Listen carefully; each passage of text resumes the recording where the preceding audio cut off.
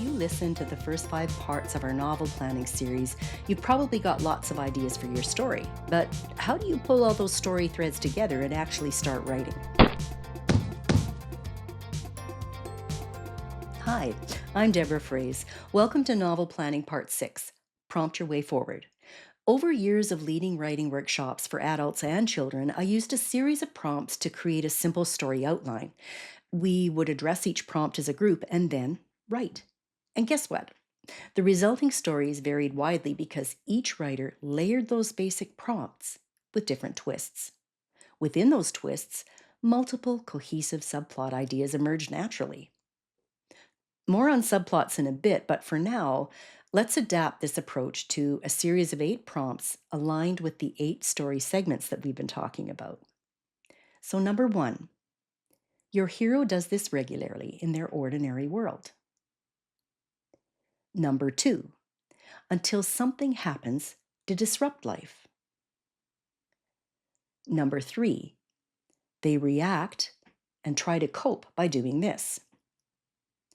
Number 4, a blindside complicates the situation. Number 5, which makes them realize something important. Number 6, another blindside sends them spiraling. And number 7, they hit rock bottom and rise, gathering all their resources. Number 8, they face the enemy and resolve the situation. Let's test that approach with a quick example. So, number 1, your hero does this each day in their ordinary world.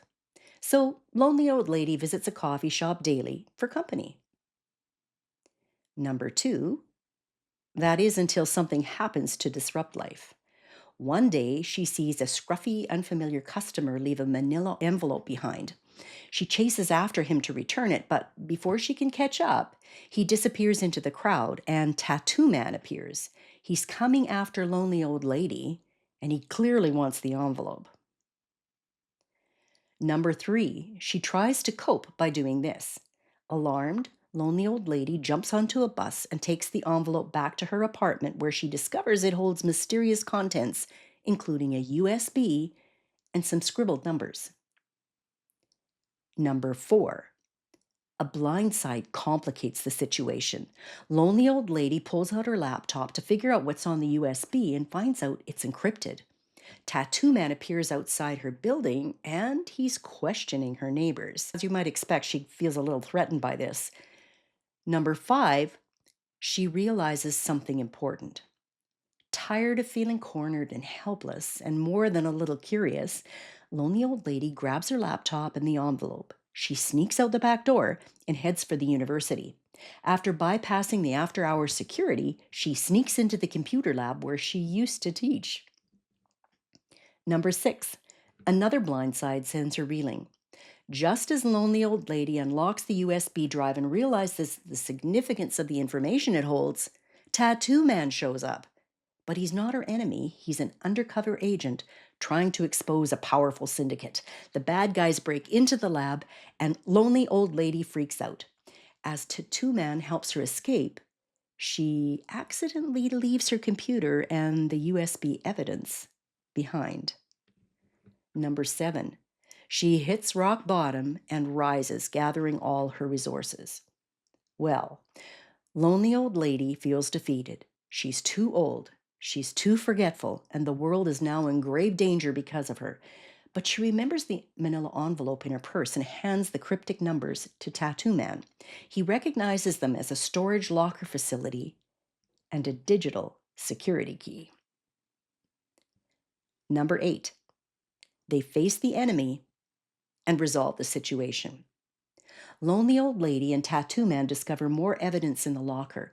Using her wits and technological savvy, lonely old lady outsmarts the villains and helps bring them down. She returns to her quiet life, but with a newfound confidence and purpose. Or maybe she starts working in counterintelligence. It didn't take long to come up with these ideas, and I had a lot of fun with it. Everything sprang from that beginning image of lonely old lady sitting in a coffee shop and then wondering what might happen to her. Just think of what you can do with a simple idea or image. As you can see, there's a lot to build on from what I offered just by asking questions. Let's go back to that first prompt, for example, where we see lonely old lady for the first time. What questions come to mind? Who is she? Is she shy and retiring or overly friendly? What's her backstory? What past triumphs or regrets shape her daily coffee shop visits? And what does she do when she's there? Does she people watch or engage in conversation?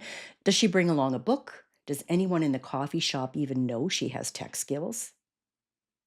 And why does she chase the scruffy stranger who leaves the manila envelope behind? Why does she withhold it from Tattoo Man? These questions mean I'll need to dig deeper into her backstory to get a good handle on her triumphs, traumas, and lies. She clearly has unexpected skills, but where did they come from?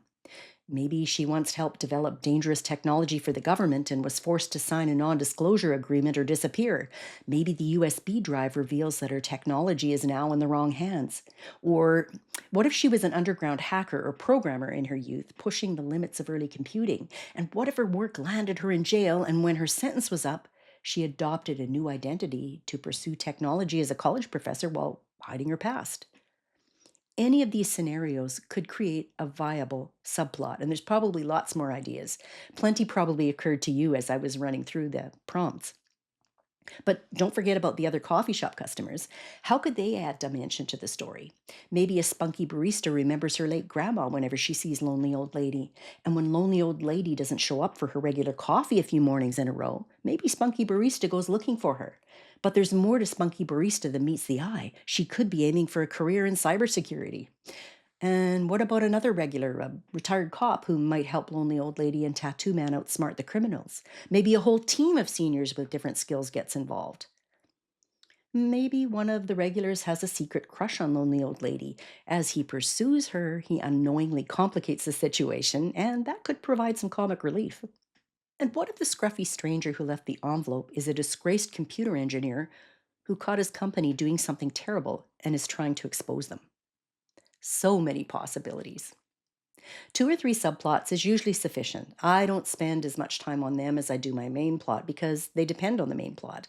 They follow a simpler story form with an introduction, a few twists, and a resolution that complements the main plot's conclusion. For example, Spunky Barista, with her own technological savvy, might put herself in danger trying to assist lonely old lady. Ultimately, she helps her outsmart the bad guys. Maybe she and lonely old lady actually adopt each other as family in the end. Or maybe the fellow with a crush on lonely old lady accidentally makes the bad guys stumble and helps save the day. Story expands with attention and imagination. It's often easier to manage if you do it in layers. Starting simple creates a strong overall focus to build on. So here are 3 steps to help you get started writing by using these story prompts. Step 1. Create an ultra simple outline for your main plot in response to the 8 story prompts. You'll find them listed in the show notes for reference. Step 2. Identify 2 or 3 intriguing subplots from your responses. Just follow your curiosity and pay attention to your intuition. Which ideas stand out the most? Step 3. With your subplots in mind, add a little more flesh to your outline. Figure out where the subplots might intersect with the key moments of the main plot. And then start writing. This episode completes the novel planning series. With the next episode, I'll share some practices to help make writing easier, whether you're writing fiction or nonfiction. Until then, find your pen, embrace your creativity, and write, writer, write.